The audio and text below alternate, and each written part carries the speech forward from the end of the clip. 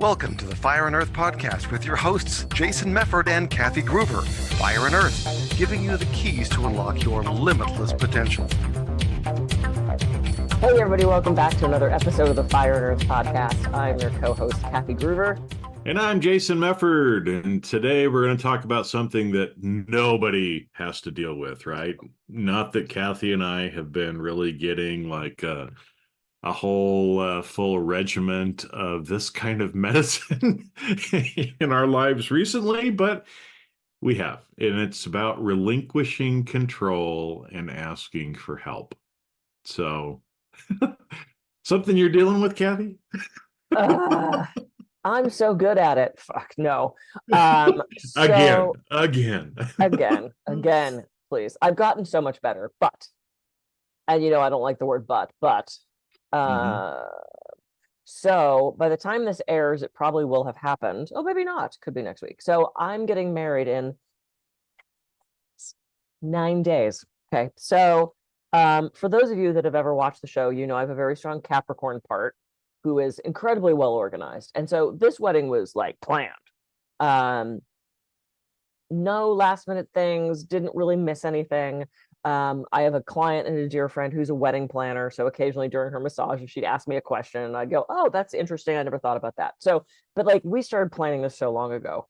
And about 3 weeks ago, probably less than that, maybe 2 weeks ago, I realized that because we're having the wedding at a place that is run by the city, and anybody that lives anywhere knows cities can be a pain in the ass, they want someone on site for like 11 hours, and they want a contact person that you could be reached, and they went, I can't do that. I'm bride. Like, I can't be in the makeup chair, getting texts about where the DJ plugs in and all this crap. And so I decided to bring in Sophie of Amazing Days Events, who's a friend of mine. And when I was talking about it with my, I guess, fiance, I'm so used to saying husband, I feel like he's been downgraded. It was really hard for me to turn that over to her for two reasons. One, it was a feeling of letting control go. Yeah. Because if something goes wrong and I did it, okay, shame on me. If something goes wrong and somebody else fucked it up, I'm so pissed. I have so much trouble trusting that people will do what they say they're going to do. It's a whole other problem. And something else it brought up for me was this feeling of failure, of this feeling of I got it to a certain point and then couldn't see it through to completion. And it was and I actually had a long talk with her about this. And she's like, she's like, I get the control thing. She said, but this idea of failure. And I said, yeah, it's like that I brought it through to the whole thing. And I'm now not going to get that like praise from everybody of, wow, look what a great job Kathy did. Now it's like, oh, well, she brought in a planner. And that felt like a failure to me. And I literally sat in tears talking to Eric about whether we wanted to bring in somebody or not. And it was expensive. But as soon as I turned everything over to her, I felt like this huge weight was lifted off. And so it was just one of those great examples of, trusting people. And I had to let go of that control. I had to let go of that feeling of failure and asking for help and bringing somebody in for a huge day. This is not 10 people at a park. It's 180 people with DJs and lighting and food and bartenders and aerial performers and magicians. And, this is not like a little backyard wedding. And so as soon as I let it go, I was like, wow, this is huge. And it was such an incredible lesson for me. Well, it's interesting. Like you said, the things that came up for you about that. Because again, yeah, the control, I mean, I totally get that, and I can get into some of the stuff that I've been dealing with on that. But it's interesting, every time that we go through, and this is one thing I'm starting to kind of see more and more, is all of these different little 3D activities that we're doing, right, are playing out some bigger, either kind of like karmic payback, if you will, maybe from this life, maybe from previous lives, or is creating some other karmic issue, right? Depending on how we deal with it, that we have to deal with later on in this life. Yeah. And so the more that we can start kind of looking at these, what seem to be rather banal, normal 3D kind of things that we're going through, and asking ourselves the question, why is this happening? Or, oh, this is interesting that this feeling of failure is coming up now. I wonder what that is all about, right? Hmm.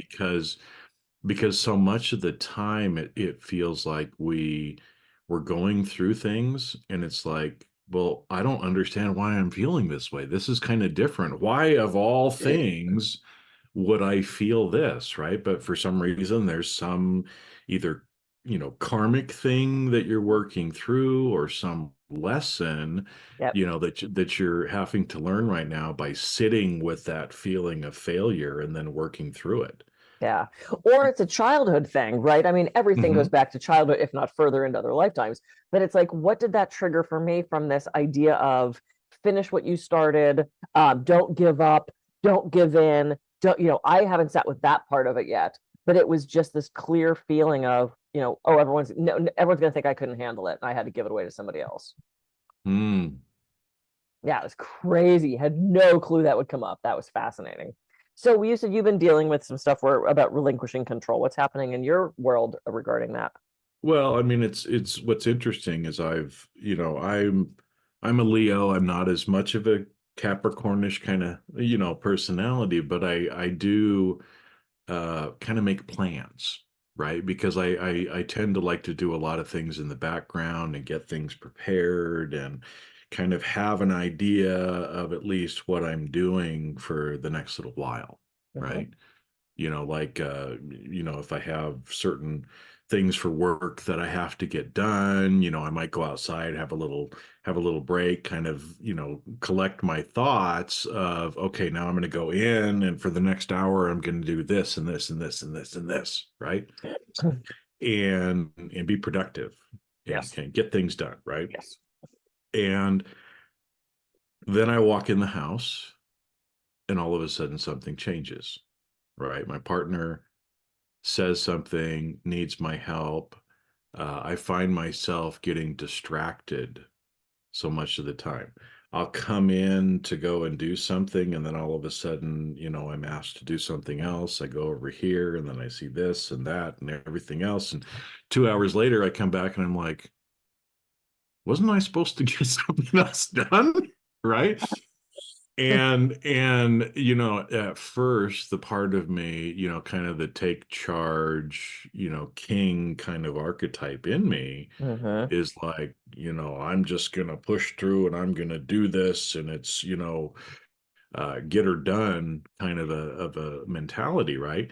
Yep. And I've had to start realizing that, again, part of it is me kind of setting the right priorities and Mhm. realizing that again, I don't have control over my day, Yeah. right? I mean, I used to think I did, previous marriages, I pretty much kind of did everything that I wanted to do. I was probably a little selfish in that way.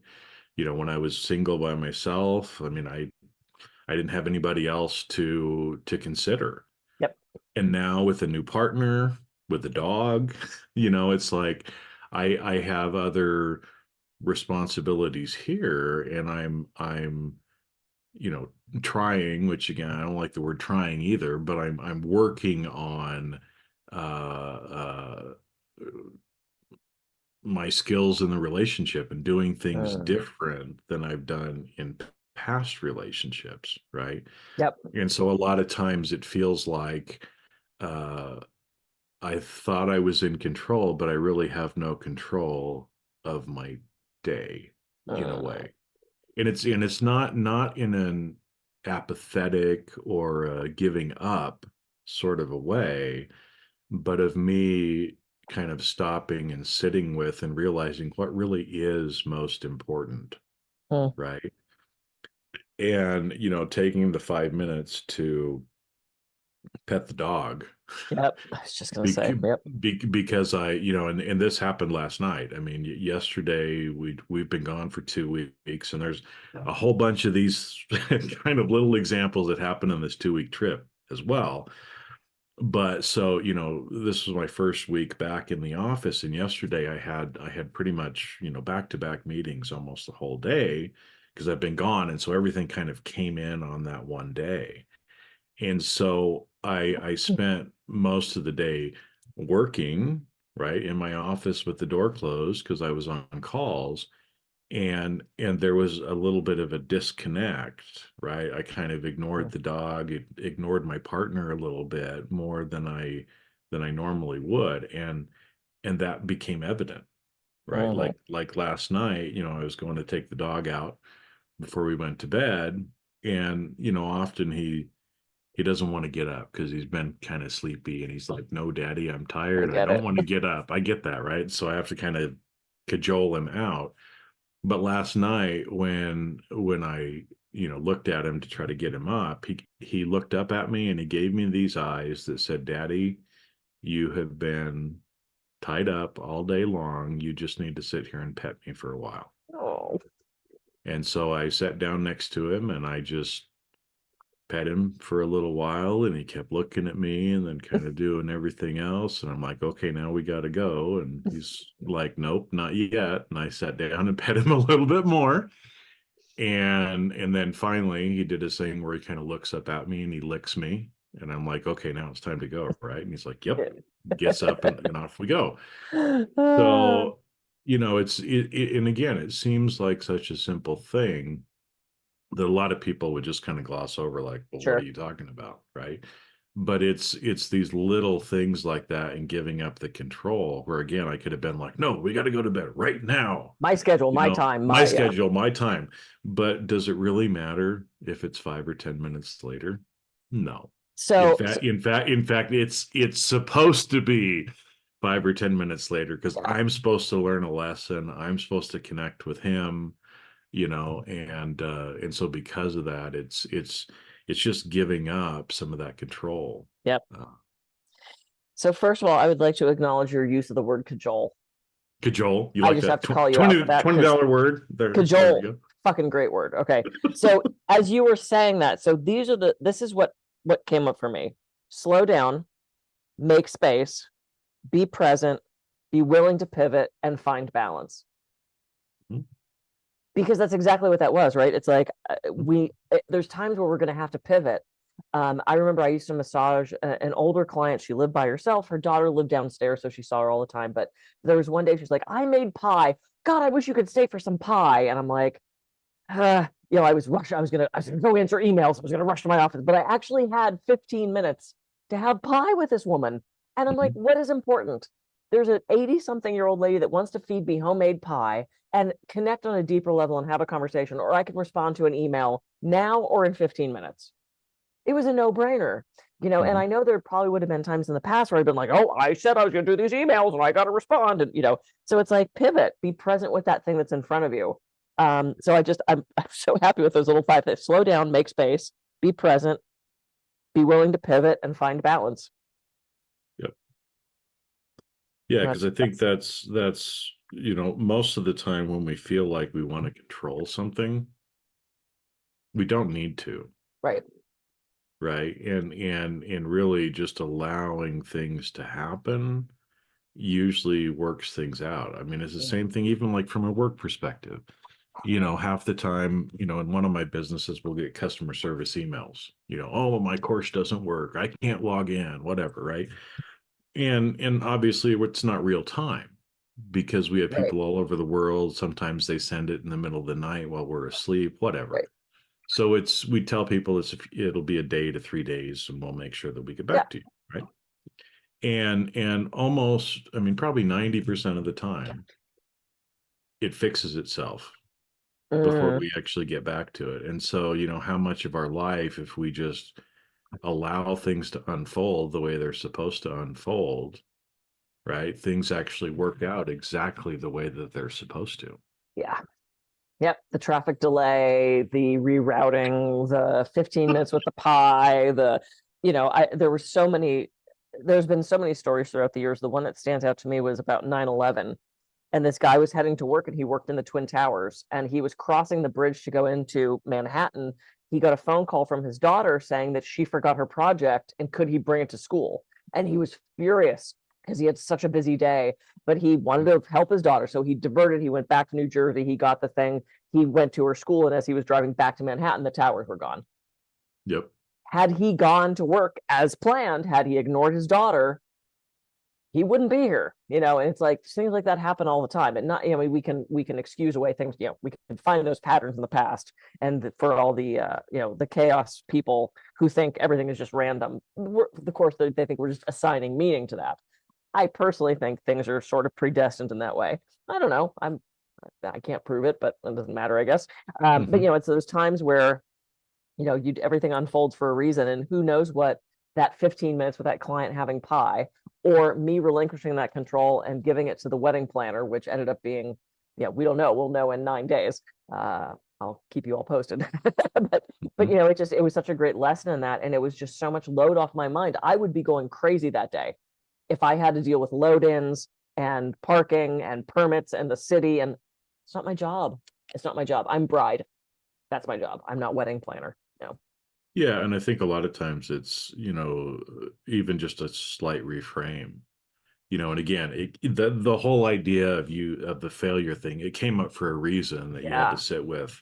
The fact that you cried about it, that helped to release some of whatever it was, as well too. But a lot of times too, it's even just a reframing of, you didn't fail, Kathy. You brought this thing to the end, and you just hired a closer.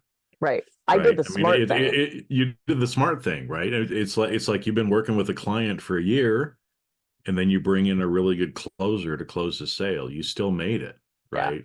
Yeah. But sometimes we need that extra little help, and it's going to make such a difference to you on the day, because you're not going to have to be worrying about or trying to coordinate everything. You can just relax into and enjoy being the bride for the day. Well, and somebody yesterday said, what if something happened? He had some example. Goes, what if something goes wrong? And I said, not my problem. I got a wedding coordinator for that. And he just kind of laughed, and I went, it's true. I show up, I say I do, I dance, I eat some food, I get presents, and then no, bye-bye. That's not what it is, but but bye-bye. Yeah. So anyway, this has been lovely. So I love these new little 5 phrases I came up with. So everybody examine where there's places where you're exerting control where you don't necessarily need to, and start with small stuff. I mean, don't like completely release your business to somebody, but unless it's time to do that, but start small. Where can you trust your kids to wash the car, or your husband to fold the laundry, or, things that you feel like you have to do because you want them to be your way?